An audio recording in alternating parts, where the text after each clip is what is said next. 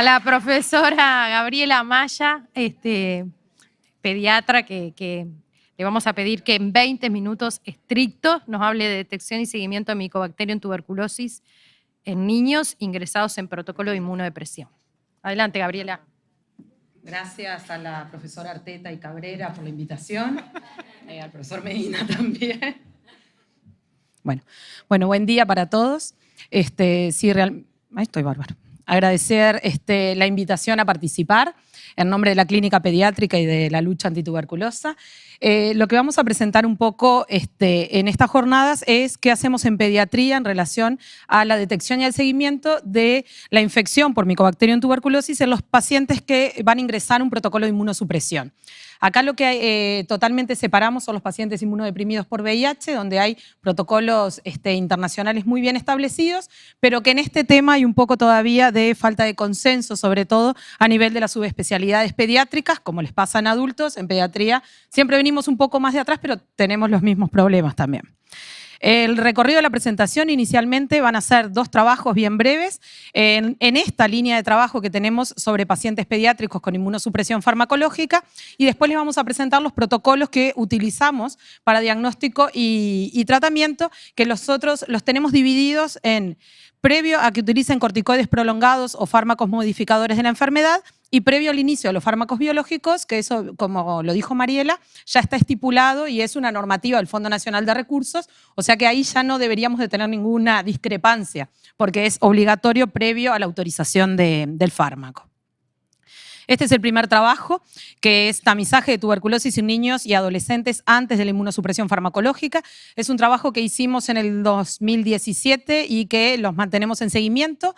Los datos que les voy a aportar son del 2016 y mantenemos el seguimiento de esos pacientes. Fue presentado en varios congresos de pediatría, como de infectología pediátrica, y esta es la primera parte. En primer lugar, mostrarles que acá hay como una pequeña trampa, porque la gráfica muestra la evolución de la tuberculosis pediátrica, pero hasta el 2018, que lo que quiere representar es cómo ha evolucionado la incidencia, el aumento de la incidencia de los casos de menores de 15 años, que pasamos más o menos en el 2005, 18 casos por año. Les voy a hablar en números absolutos. A veces cuando hablamos en tasa, puede sonar raro si es mucho o es poco, pero acá, como son números chiquitos, le voy a hablar en números absolutos, que pequeñas variaciones en el número varía muchísimo la tasa, y eso a veces no es tan real el aumento. Entonces, en números absolutos, en el 2005 teníamos 18 casos de tuberculosis diagnosticada en menores de 15 años y en el 2018 54 casos en menores de 15 años. Y por otro lado, le traigo datos del Fondo Nacional de Recursos, que cuando estamos hablando de pacientes previo inmunosupresión farmacológica tenemos que ver también en cuántos números hablamos. Esto para el año 2016 se autorizaron para trasplante hepático 14 pacientes menores de 14 años, 4 para trasplante cardíaco y tratamientos biológicos para la artritis idiopática juvenil en 14 pacientes. Como verán, estos son los números del fondo, o sea que no estamos hablando tampoco de números muy altos. Esto se va a ver cuando tenemos la casuística nuestra, que obviamente también es chica. El objetivo de este trabajo era describir los pacientes pediátricos asistidos en una unidad de referencia en tuberculosis que fueron derivados para el tamizaje previo de iniciar un tratamiento inmunosupresor y que no presentaban antecedente de contacto. Cualquier paciente, aunque esté en estas condiciones y tiene el antecedente de contacto, tiene un seguimiento que va por otra vía y eso sí está bien estipulado. Pero en ausencia de contacto, ¿qué hacemos con estos pacientes? Este estudio fue descriptivo retrospectivo, que son los datos que le voy a mostrar, durante marzo y diciembre del 2016 en el Centro Periférico Pediátrico de la Lucha Antituberculosa, que funciona en el Hospital Pereira Rosell. Se incluyeron todos los pacientes menores de 15 años que fueron derivados en ese periodo de estudio para realizarse tamizaje de tuberculosis mediante técnica de PPD. Ese es el dato que nosotros contamos a la lucha, solamente con los resultados de las pruebas tuberculínicas. Después a la discusión van a ver que, como no aplicamos todas las técnicas de tamizaje de infección tuberculosa latente, se nos pueden escapar pacientes, obviamente, que no estén pesquisados solo por PPD. La metodología se consideró el riesgo de inmunosupresión farmacológica cuando recibían o iban a recibir estos fármacos corticoides, prednisona más de 2 miligramos kilo día por más de 15 días, modificadores de la enfermedad, biológicos y antineoplásicos. Y se consignaron las variables epidemiológicas y clínicas, los resultados de la prueba tuberculínica, que se consideró positivo igual o mayor a 5 milímetros. Estos son población de alto riesgo, entonces el punto de corte que se tuvo fue 5 milímetros y se realizó la prueba tuberculínica en segunda oportunidad en los casos que el primer resultado era menor, negativo, o sea, de 4 milímetros o menos. Se evaluó también la radiografía, la enfermedad de base, el tratamiento inmunosupresor que iba a llevar y el inicio de tratamiento para infección tuberculosa latente, cuántas drogas, cumplimiento y evolución clínica. Y bueno, estos son los resultados. En ese periodo de estudio, en el centro periférico se hicieron 670 pruebas tuberculínicas.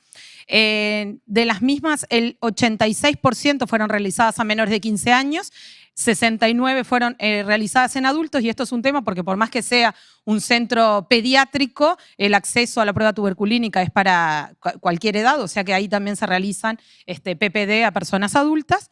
Y dentro de las causas que se solicitó la prueba tuberculínica, el estudio de contactos es la mayor proporción, en 84%, sospecha de enfermedad tuberculosa sin una noción de contacto en el 10%, e inicio de tratamiento inmunosupresor en 28 casos, que corresponde al 4% de todas las pruebas tuberculínicas realizadas en ese periodo. Esta es la descripción general. Fueron 22 pacientes los que se siguieron durante ese periodo. La media de edad era de 10 años, pero con un rango de 14 a 15 años. La distribución por sexo predominaba en el sexo femenino. En relación al prestador de salud, porque por más que estemos en el Pere Arrosel, eso es un centro de la lucha antituberculosa donde pueden acceder usuarios de cualquier prestador, pero predominaban los usuarios de ACE.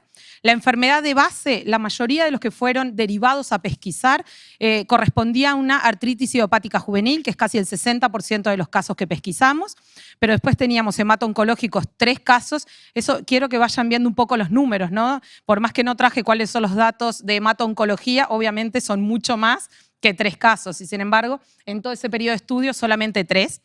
Un síndrome nefrótico y 5 pacientes que, como este estudio fue retrospectivo, en realidad no quedaba muy claro cuál era la enfermedad de base. Y en cuanto al tratamiento que iba a recibir, 8 pacientes iban a recibir fármacos moduladores de la enfermedad, 7 casos de fármacos biológicos, 3 quimioterápicos, obviamente los 3 pacientes hemato-oncológicos, 1 con corticoides, que era el síndrome nefrótico, y los otros 3 tampoco figuraba el dato.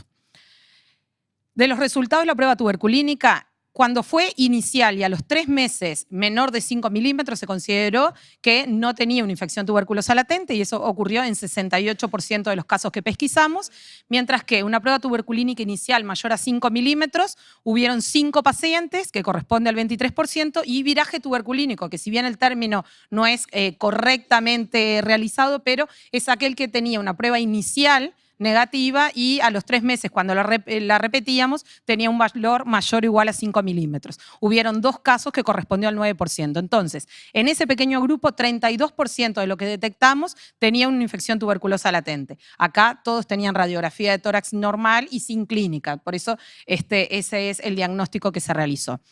El cuadro resumen que presentamos es el de los 7 casos con infección tuberculosa latente. Ahí ven que el rango de edad es entre 2 y 14 años. Los 7 casos eran los derivados para artritis idiopática juvenil. 4 iban a recibir previo fármacos biológicos y 3 iban a recibir FAME. No tenían contacto con tuberculosis, excepto uno de los casos, que es uno de los que hace el viraje, que primero es 0 y después es 5. En ese momento refieren un contacto con un paciente con tuberculosis. Y el resto, la segunda, que es la otra que hace el viraje, es la única que en la evolución, a pesar de haber iniciado un tratamiento profiláctico con isoniazida, desarrolla una enfermedad tuberculosa.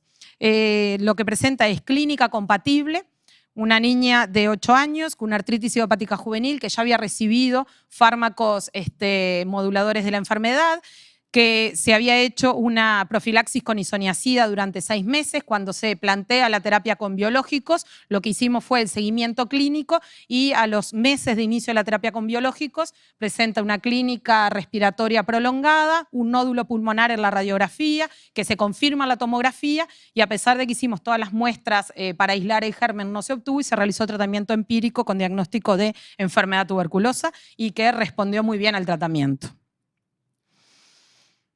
La discusión que planteamos en este trabajo principalmente es el poco número de pacientes pesquisados que tenemos. Uno se pone a pensar, estas patologías pediátricas son bastante frecuentes y sin embargo el número tamizado es muy poco. La mayoría de los tamizados eran los que tenían inicio con biológicos, que como dije está dentro de la normativa, pero después no en otras patologías.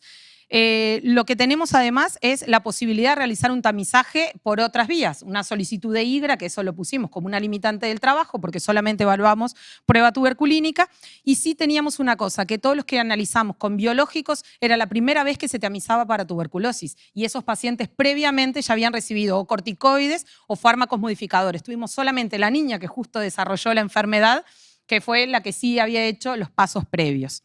Y ahí habían algunos planteos de qué era lo que podría haber pasado y lo que hacíamos evidente era la necesidad de lograr un protocolo de actuación. Esto estamos hablando en el 2017, que había que consensuar y que llegara a las subespecialidades pediátricas, además que eran principalmente lo que manejaban este tipo de pacientes, en cómo hacer un tamizaje, cómo hacerlo correctamente y hacer tratamiento de la infección tuberculosa latente en estos pacientes que está demostrado su beneficio para evitar el desarrollo de enfermedad tuberculosa. El otro trabajo que le voy a presentar, que fue a continuación el año siguiente, este se hizo a fines del 2017 y se presentó en el 2018, es el de diagnóstico, seguimiento y tratamiento de infección tuberculosa latente en pacientes pediátricos candidatos a inmunosupresión farmacológica. A partir de algunas de las hipótesis que nos planteamos en el trabajo interior, proponemos conocer la actitud de los especialistas médicos que asisten a este tipo de niños en relación a cuál es su conducta ante pesquisar, tratar o seguir a los pacientes que van a ser candidatos a inmunosupresión. Y después lo que hicimos fue una revisión de la literatura reciente para promulgar los protocolos que proponemos. La metodología se realizó una encuesta autoadministrada a médicos de subespecialidades pediátricas, que son funcionarios del Centro Hospitalario Pere Rosell, que asisten a menores de 15 años con este tipo de patologías que tienen riesgo de inmunosupresión. Lo que hicimos fue excluir en realidad acá a los infectólogos, que capaz que fue algo medio muy dirigido, pero sobre todo porque tienen mucha población VIH y eso sí está mucho más protocolizado, entonces hicimos a los médicos de las otras especialidades. Los resultados fueron 16 médicos, nefrología, reumatología, gastroenterología, dermatología, neumología y hemato-oncología. Si bien los números parecen muy chicos, vuelvo a decir, son subespecialidades pediátricas del Pere Rosell, donde no hay una mala representatividad de cada una de las subespecialidades y además en casi todas ellas estaban los jefes de servicio involucrados en la encuesta. Los años de experiencia en la especialidad era un promedio de 15 años, pero un rango entre 5 y 34 años de experiencia en la encuesta. Y el resumen, todos excepto hemato-oncología,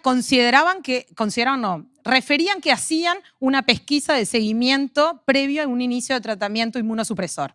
Todas las especialidades llegaron a eso, menos los hemato-oncólogos, que a partir de ahí, como dijeron que ellos no hacían nada, les voy a contar lo que nos refirieron, ellos hacen. Le preguntan si tiene tos, si no tiene tos, no hacen más nada. Si tiene tos, le pide una radiografía de tórax. Si la radiografía de tórax es normal, no hace más nada. Si la radiografía de tórax da algo, ahí pide un PPD. Por eso tuvimos un paciente solo en toda nuestra muestra. En realidad, utiliza el tamizaje de la radiografía de tórax, que no es un mal método para tamizaje, pero en realidad no permitiría tomar una conducta en cuanto a infección tuberculosa latente, que es acá lo que estamos buscando. Ellos sospechan y piensan la radiografía pensando en tuberculosis enfermedad, pero lo que acá queremos es que piensen en infección tuberculosa latente. De acuerdo a las pruebas diagnósticas, ahí sí hubo mucha variabilidad de acuerdo a las diferentes especialidades y a los médicos de cada especialidad igual decían cosas diferentes. Algunos, neumología, por ejemplo, hace prueba tuberculínica y radiografía de tórax de prueba inicial de tamizaje.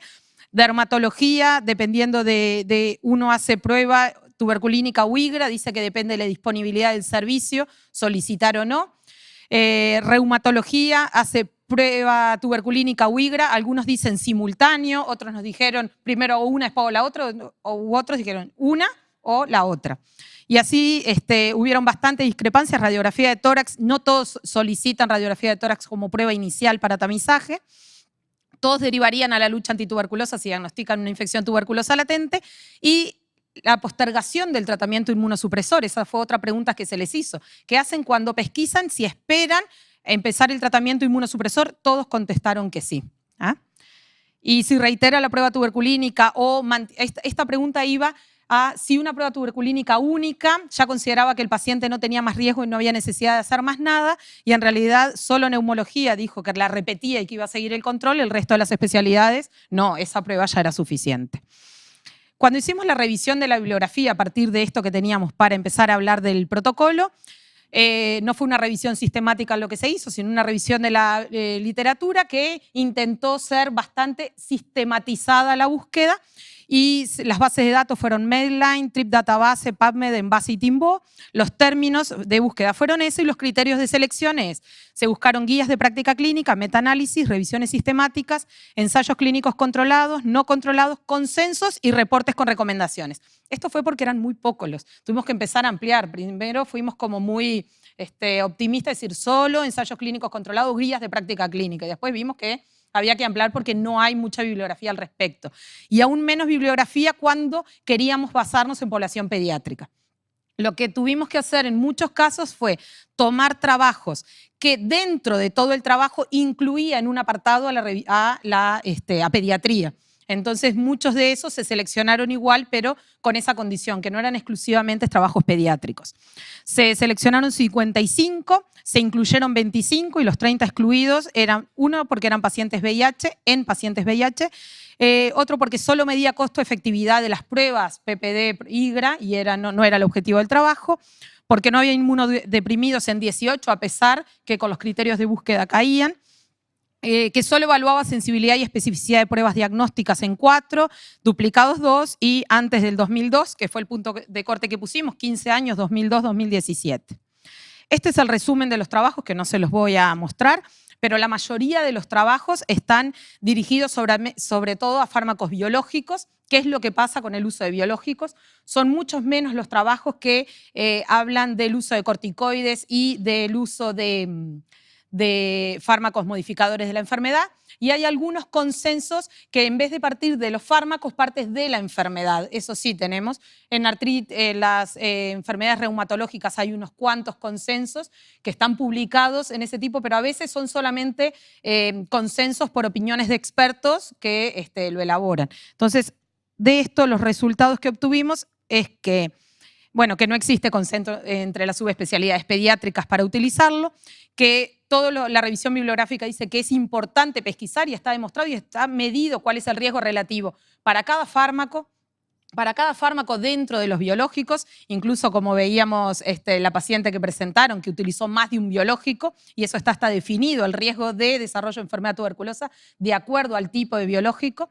También todos, aunque sean menos los que usan corticoides o los que usan FAME, también indican que el riesgo-beneficio es mayor de hacer el tamizaje y hacer un tratamiento preventivo cuando, mejor dicho, preventivo, no, tratamiento de la infección tuberculosa latente cuando se detecta, que es superior al riesgo incluso de la hepatotoxicidad. O sea que ese que era varios estudios que tomaban ese tema, que por el riesgo de hepatotoxicidad o por las interacciones farmacológicas que tenían estos pacientes, el riesgo de tamizar y tratar la infección tuberculosa era mayor que no tratar. Y de la mayoría de los trabajos, lo que opinan es la realización combinada de prueba tuberculínica e IGRA, que es la mejor opción de tamizaje. Igualmente, las justificaciones de la realización simultánea eran variables de acuerdo a la carga de enfermedad en cada uno de los países en donde se realizó el trabajo. Y otra consideración que hay que tener en cuenta es cuánto es la vacunación con BCG. Recuerden que la mayoría de los trabajos, cuando uno busca, son países que no vacunan con BCG. Entonces, el riesgo de los falsos positivos del PPD por BCG, ellos ni siquiera lo consideran, y a veces lo que hacen es, en países o en pacientes inmigrantes vacunados, utilizar la segunda prueba como para descartar ese falso positivo. En los países de baja prevalencia e incluso los que son vacunados, de prevalencia media y a los que tienen vacunación con BCG, la utilidad del IGRA no es para los falsos positivos en realidad, sino que es para detectar el falso negativo que te pueda dar la prueba tuberculínica, y es aumentar la sensibilidad de las técnicas diagnósticas, porque estamos hablando de una enfermedad, de una condición, mejor dicho, que justifica realizar ambas pruebas simultáneas para evitar el desarrollo de enfermedad tuberculosa. Y a partir de estos dos trabajos, de la revisión de la bibliografía, es que se plantearon los dos estudios en menores de 15 años, uno cuando tienen tratamientos con corticoides y modificadores de la enfermedad, que parte de la base de realización del PPD, porque a pesar de todos los estudios que han mostrado del beneficio de IGRA por encima del PPD, todavía no hay ninguno que diga que el IGRA sustituye al PPD. Y en países por más que a nosotros nos clasifiquen de otra renta, nosotros sabemos cuáles las posibilidades que tenemos de acceder al IGRA en nuestro país y cuáles son las posibilidades que tenemos de PPD. Ni siquiera la OMS dice que justifica que sustituyamos una prueba por otra. Hay que conocer las ventajas y las desventajas de cada una. Entonces, la propuesta de nuestro algoritmo es PPD inicial, radiografía de tórax, y a partir de ahí, con una entrevista clínica y descartando el contacto de enfermedad tuberculosa y la sospecha de contacto, vamos a dividir a los pacientes en PPD con menos de 5 milímetros y con mayor o igual a 5 milímetros. PPD menor a 5 y radiografía de tórax normal, no se realiza profilaxis, pero se realiza controles clínicos cada 3 o 6 meses, y ahí sí tomamos en cuenta qué enfermedad tiene y qué tratamiento es el que va a recibir, porque no es lo mismo el corticoides que reciba corticoides más metrotexate, por ejemplo. Y repetimos el PPD a los 3 meses. Acá busca en parte el efecto booster, pero en realidad va a seguir viendo la posibilidad de un nuevo contacto o que hayas tenido un contacto reciente y todavía no tenga la reacción inflamatoria del PPD porque no pasaron las 12 semanas. En caso de que la radiografía es patológica, siempre se van a solicitar estudios microbiológicos en busca de descartar la enfermedad. Si el PPD es mayor o igual a 5 milímetros, el camino es el mismo. Si la placa es normal, se hace isoniazida por 6 meses y se indica que el inicio de corticoides o FAME sea por lo menos un mes luego de iniciada la isoniazida. Siempre va a depender de la urgencia de inicio de tratamiento inmunosupresor que tenga, pero si hay posibilidad de retrasar el inicio un mes, eso es lo que se aconseja. Primero inicio de isoniazida y después los corticoides o FAME. Si la radiografía es patológica, lo primero que hacemos es estudios microbiológicos e intentar descartar la enfermedad. Si descartamos la enfermedad, ahí hacemos isoniazida 6 meses y seguimos. Y de los pacientes previo al inicio de los biológicos, acá es donde entra el IGRA como forma obligatoria, porque además, como le digo, es una normativa, la autorización del fondo, si no tiene los estudios, no autoriza el fármaco. Hacemos PPD, cuando es menor de 5 milímetros, solicitamos el IGRA, PPD negativo y placa normal, no indicamos profilaxis, pero hacemos un seguimiento clínico cada 3 meses. Si el IGRA es negativo y la radiografía es patológica, igualmente seguimos con tratando de descartar la tuberculosis. Recordar que el IGRA en pediatría tiene algunas características, tenemos mucho mayor proporción de indeterminados que en la población adulta, y si bien ahora vienen cambiando, antes menores a 5 no se hacía IGRA, después pasó menor a 2 años y ahora los nuevos trabajos dicen que se podría hacer IGRA desde etapa de lactante, incluso en recién nacidos. Pero bueno, eso viene avanzando la utilidad del IGRA, pero sigue teniendo una proporción de casos indeterminados muy alta. Y en el caso de que el PPD es mayor a 5 milímetros o que el IGRA sea positivo, cualquiera de las dos situaciones, radiografía normal, lo que cambia acá que la isoniazida la hacemos por 9 meses y volvemos a hacer lo mismo. Intentamos que el inicio se retrase un mes en lo posible. A veces eso no sucede y se realiza el tratamiento de la infección tuberculosa latente simultáneo con el inicio de los biológicos. Y si es patológica, siempre insistimos mucho en tratar de confirmar o descartar la enfermedad. Yo creo que es todo. Bueno, muchas gracias.